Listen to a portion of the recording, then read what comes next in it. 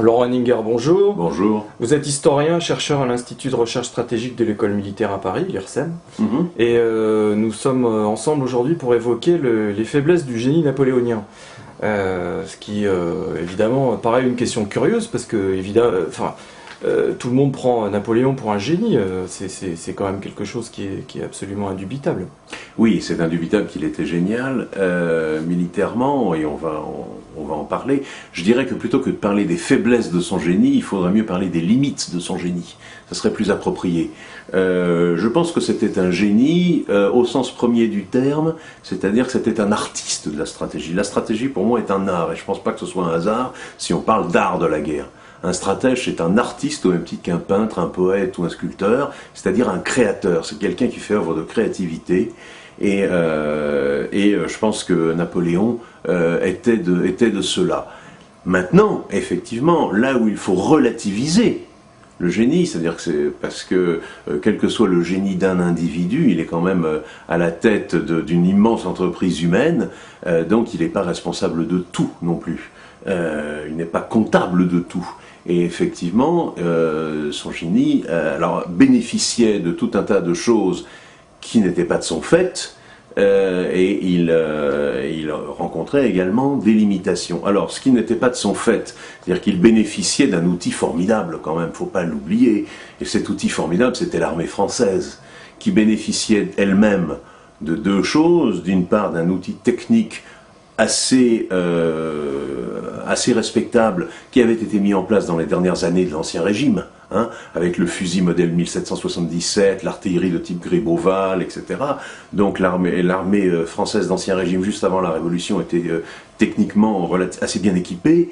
Ensuite, avec la Révolution française, l'armée française devient non seulement massive quantitativement, mais animée d'un esprit offensif, agressif et avec un moral à toute épreuve, un moral en acier, et puis avec une nouvelle génération de chefs jeunes, impétueux, compétents, etc., qui remplacent les vieux maréchaux aristocratiques de la Grande Armée, donc tout un encadrement, alors une base de troupes d'excellente qualité, un encadrement jeune entièrement renouvelé et qui a beaucoup de mordants. Donc déjà, Napoléon bénéficie de cet outil-là.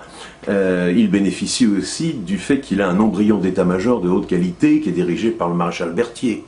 Et puis il bénéficie aussi tout simplement de l'élan politique, politico-idéologico-culturel et stratégique, si vous me permettez cette espèce de synthèse un petit peu monstrueuse, donc de cet élan formidable de la Révolution française. Il en bénéficie tout de même si par bien des aspects il y met fin en prenant le pouvoir par le coup d'État du 18 Brumaire. Alors qu'est-ce qui limite les qualités de cet artiste de la stratégie qu'est Napoléon?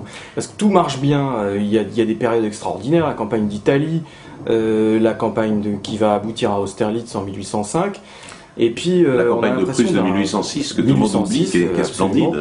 Et puis ensuite, on a l'impression que ça décline petit à petit, pour terminer évidemment le fiasco infernal qu'est la Russie en 1812. Oui. Qu'est-ce qui lui arrive à Napoléon? Où est-ce qu'il a des faiblesses? Alors là où il a des faiblesses, c'est dans plusieurs domaines. Déjà, du point de vue y compris de l'art de la guerre stricto sensu, par-delà son génie, il a un problème, et c'est souvent le problème des génies, c'est qu'il est incapable de déléguer. Or, les armées et les campagnes devenant de plus en plus immenses, c'est-à-dire dilatées dans l'espace et dans le temps, et avec des armées toujours plus gigantesques, au bout d'un moment, quel que soit votre degré de génie, vous ne pouvez plus tout contrôler. Oui, il y a plus de 600 000 hommes en Russie. Voilà, bon, il faut savoir déléguer. Il faut savoir déléguer et abandonner ce qu'on appelle aujourd'hui le micromanagement. Bon, et ça, il en est incapable.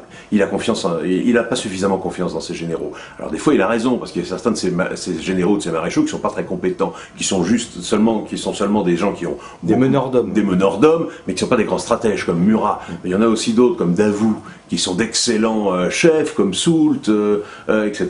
Et il refuse de déléguer. Il délègue pas assez. Et donc, à trop vouloir concentrer décisions entre ses mains, ça crée une faiblesse. Ça, c'est la première chose. La deuxième, c'est qu'au bout d'un moment, son système de guerre et son style et là j'emploie à dessein le mot de style en référence, en clin d'œil à l'artiste, à la notion d'artiste que j'ai introduite tout à l'heure, son style commence à être connu de ses adversaires. Et à partir de 1809, notamment de la campagne d'Autriche, la campagne dite du Danube de 1809, celle qui se termine par la victoire de Wagram, victoire napoléonienne, mais quand même obtenue de façon très difficile et à un prix très coûteux, les ennemis de la France commencent à apprendre le système de guerre de Napoléon, et le système de guerre français commence à le limiter, et à le limiter de mieux en mieux, et à la fin, l'élève ne dépasse peut-être pas le maître, mais en tout cas l'égal. Sachant qu'ils ont pour eux, du coup, les gros bataillons... Absolument. Alors voilà ce qui m'amène... Tout à fait. Ce qui m'amène au troisièmement, c'est qu'en plus, il y a un problème aussi, c'est que l'élan du peuple français et des soldats français, cet élan révolutionnaire qui était encore présent en 1805, en 1806, etc., au bout d'un moment, il retombe.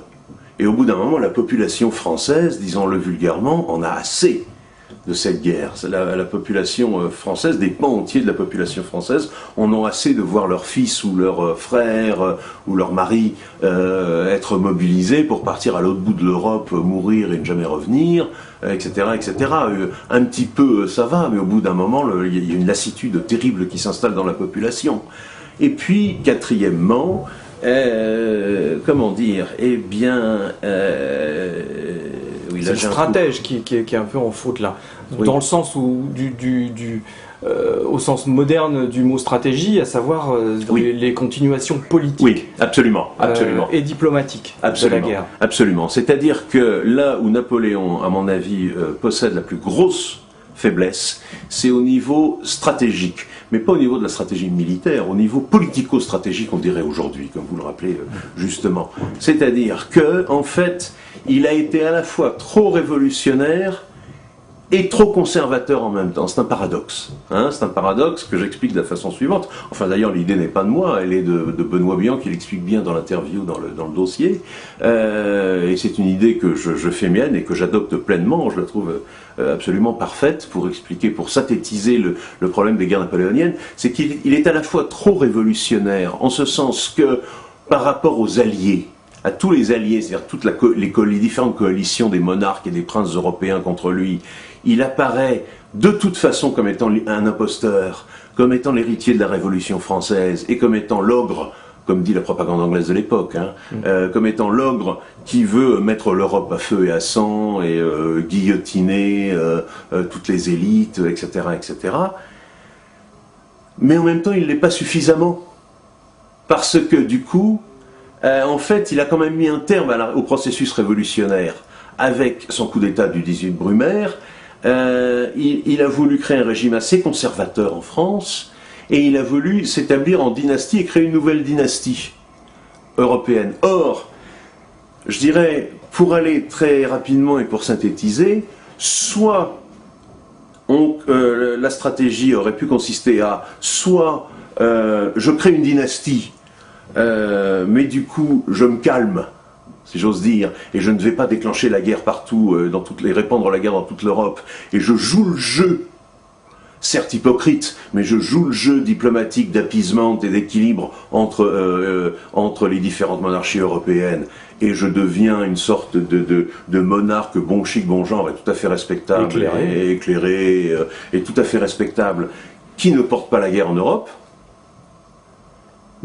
Mais soit je joue la carte de révolutionnaire à fond, mais dans ce cas, je la joue réellement à fond, c'est-à-dire que je répands réellement la révolution dans toute l'Europe, en abolissant la féodalité partout, en libérant tous les peuples d'Europe, en appelant les soldats des autres armées à déserter et à rejoindre le combat de la liberté, etc., etc.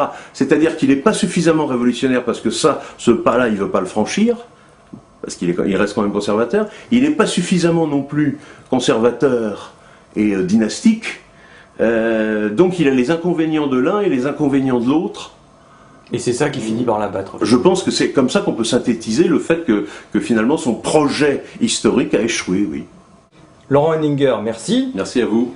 On se retrouve dans le dossier de Guerre et Histoire. Napoléon était-il vraiment un génie militaire ? À paraître le 25 mars.